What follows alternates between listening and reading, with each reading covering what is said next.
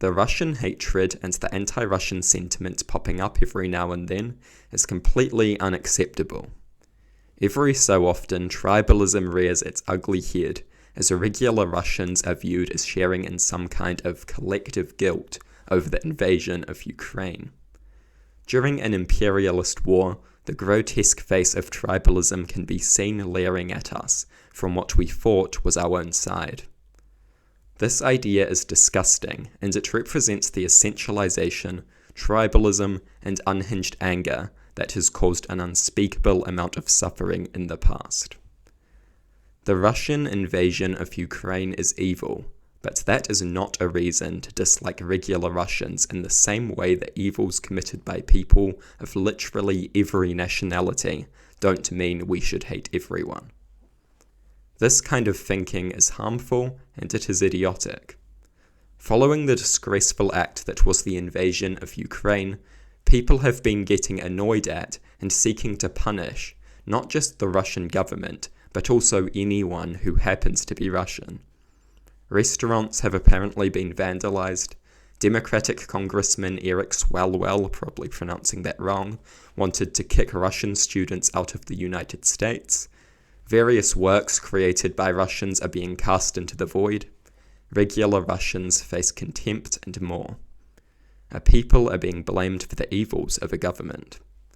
Putin's evil is being blamed on any innocent person who happens to be Russian.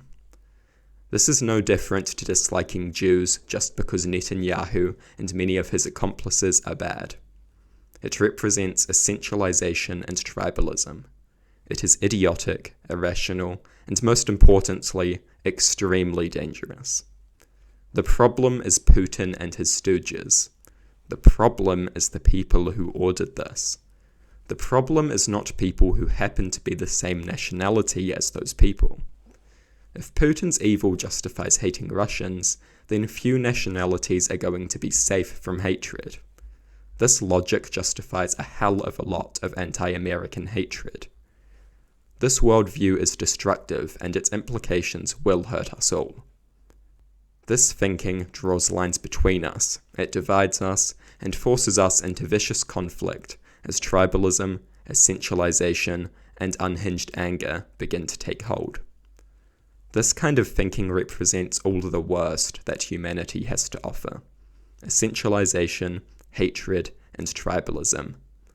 A recipe that was used to cook up many of the most egregious immoralities in our history.